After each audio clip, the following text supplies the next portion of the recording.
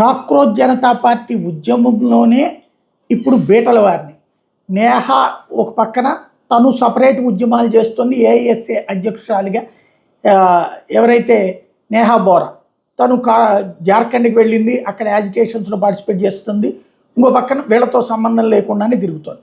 మరొక వైపున దాదాపు ఒక 7-8 మంది మొన్నటిదాకా ఢిల్లీలో జంతర్ మంతర్ దగ్గర కార్యక్రమాల్లో పాల్గొన్నటువంటి వాళ్ళు అభిజిత్ దుప్కే తనకి తన ఫ్రెండ్స్కి పదవులు ఇచ్చుకున్నాడు అన్న ఆగ్రహంతో నిన్న జంతర్ మంతర్ దగ్గర ఆందోళన దిగి వాళ్ళది కవరేజీ ఈ రిపబ్లిక్ టీవీ లాంటి వాటిట్లో ఫోకస్ అయింది.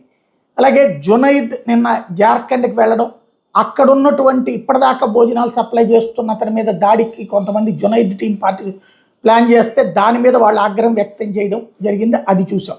ఇప్పుడు జునైద్ మీద మహిరా కాశ్యప్ ఒక పోలీస్ కేసు నమోదు చేసింది. అమ్మాయి కూడా ఈ ఉద్యమాల్లో పాల్గొన్న అమ్మాయే, కాక్రోచ్ జనతా పార్టీ ఉద్యమంలో రాత్రి పగలు అక్కడ పార్టిసిపేట్ చేసిన అమ్మాయే. ఈ అమ్మాయిని జునైద్ వేరేగా చేతులు పట్టుకున్నాడు అని చెప్పేసి కంప్లైంట్ ఇచ్చింది.